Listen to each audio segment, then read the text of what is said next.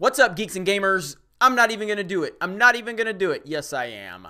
It's Jeremy coming to you with another video, and today we have some good news. We have some good news that we should celebrate because gamers are rising up against identity politics. Gamers are rising up against SJW projecting. Gamers are letting the businesses know that we have a voice and we're not going to take your bullshit. And it's a day to celebrate. Now, hopefully this holds. Hopefully these numbers, these analyst numbers hold up. But for today, we can say that EA has learned their lesson and they are running scared. They have to. Now, has EA really learned their lesson? I don't know. EA's been doing this shit for a long time. I'm someone that has supported their games in the past. I bought Battlefront 2015 and 2017. I enjoyed those games. I understood why a lot of the fans were upset with those games and criticized those games, but I'm just being fully transparent. I supported both of those games. I personally enjoyed them. But I totally understand why people were upset, and they had all the reasons were valid for being upset about those games and the business model approach, and I totally respect where you're coming from with that. But EA has been a disaster for a long time, and they've continued to act like they are so high and mighty that they don't have to listen to anything, and they continue to try to nickel and dime gamers all the time. This is why I am a true Nintendo fan to the core. You can say what you want about Nintendo, but the one thing Nintendo doesn't do is they don't rip us off. They give us full games for a full price. And whenever they do have DLC, which is very rare, it's worth the money and it's not overpriced DLC. They also don't nickel and dime us all the time here and there. And this is why I've always supported Nintendo and I will always support them. But EA has been a complete and total disaster for a long time. And it's finally starting to catch up with them. And finally, gamers are showing that we have a voice. We have a platform, and when you're going to dick us around, we're going to use our platform to tell you to go fuck yourself, and that's exactly what's happened. So, right now, this is a report from CNBC, and we don't know how this is ultimately going to play out, but for right now, it says, this is from a website called gamingbolt.com, and they're talking about the CNBC story, and they're talking about how Battlefield 5's pre-release buzz doesn't seem to be that hot. The game is apparently expected to underperform by analysts, and reports claim that pre-orders are simply not living up to EA's own estimates, which also happens to coincide with EA CDO Patrick Soderlund's abrupt departure from EA a few weeks ago. Now we have an idea of just how much worse the game's pre-orders may be compared to its longtime rival, Call of Duty. Cohen, the same folks who first projected that the game's pre-orders are falling short, have revealed via CNBC that pre-orders for Battlefield 5 are lagging behind pre-orders for Call of Duty Black Ops 4 by 85%. 85. Wow. Now, just for context, Battlefield 3 and 4 lagged behind Modern Warfare 3 and Ghost by 20 to 40%, while Battlefield 1 was tracking ahead of Infinite Warfare. I wanted to say Infinity War. Infinite Warfare. So this is unusually bad for the series. This is beautiful. Now, again, I'm not a Call of Duty guy anymore. I tried the beta. It wasn't the worst thing ever, but it's still not where Call of Duty should be. Again, I have not been a Call of Duty fan since Black Ops 2, I believe, is the last one I really cared about. I did buy World War II, and I did think World War II was okay, but I still couldn't get invested in it. So anyway, Black Ops 4, I don't think Black Ops 4 has been a disaster, but I don't think it's been particularly well received. But even still, it's been somewhat better received than Battlefield 5, and you're seeing it right here. So 85% right now, and analysts are reporting that this game is going to be a disaster. This is beautiful because these people on their high horse, these Hollywood types, these executives, these people that don't really understand gaming, they just try to use their business platform to show their wokeness. They have to be taught a lesson. They have to be taught a lesson because the consumer controls your business. You don't.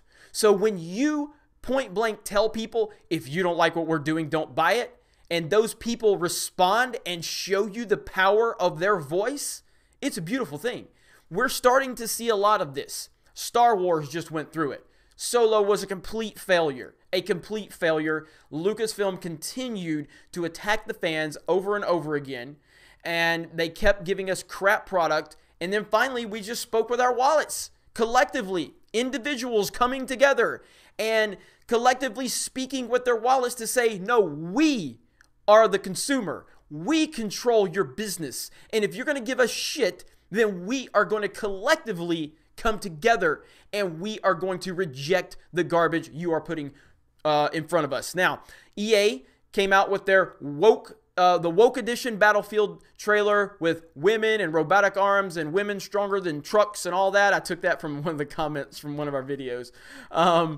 And then when the fans looked at that and said, like, what are you doing? What is this? And again, it had nothing to do with women. Nothing.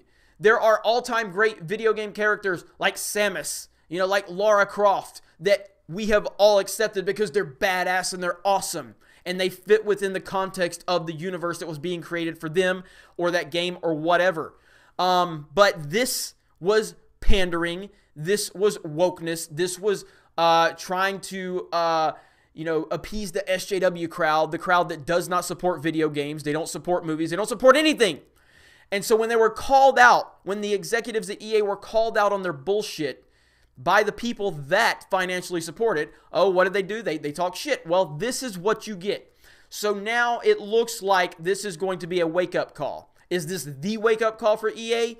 I don't know. We've all thought that that's happened many, many times over the years with Andromeda. Then we had Battlefront 2. We've had now, if this follows through and happens, there's been other circumstances in the past with EA where they're such a terrible business. They really are. And I've defended EA years and years ago, but it's to the point now it's like you just can't do it anymore. You just can't. Now, what happens moving forward? Again, we'll have to see. But as of right now, if the fans continue to speak as individuals collectively against this garbage, it's going to be a huge win for not only Battlefield, but for fans everywhere.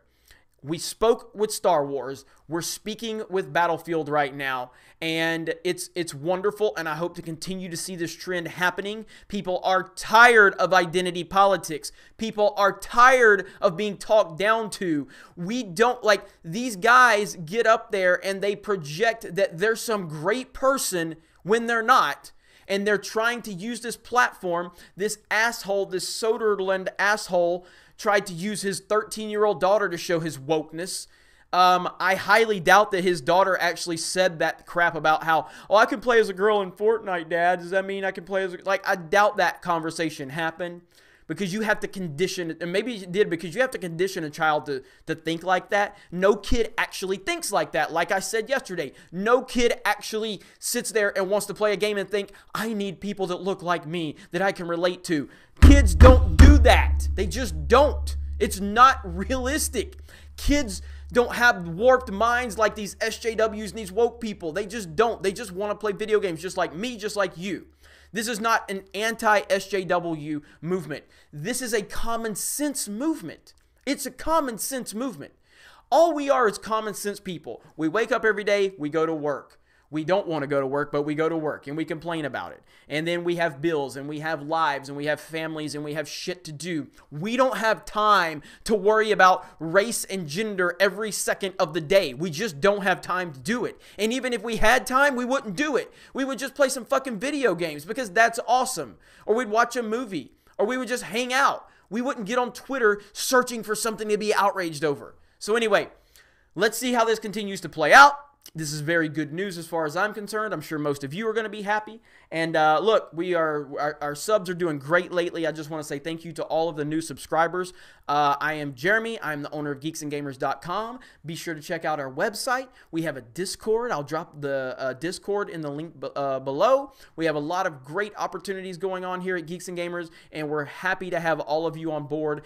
We have a community where you can disagree with me, and we can have a conversation. It's all about how you step. step. If you step to me and you want to be disrespectful and a dick, I can be a dick back. If you want to step to me with some context and some substance and have some dialogue, then we can do that too. That's the type of community Geeks and Gamers is. So you guys have a great day. Thank you very much for checking out this video, and we will talk to you next time.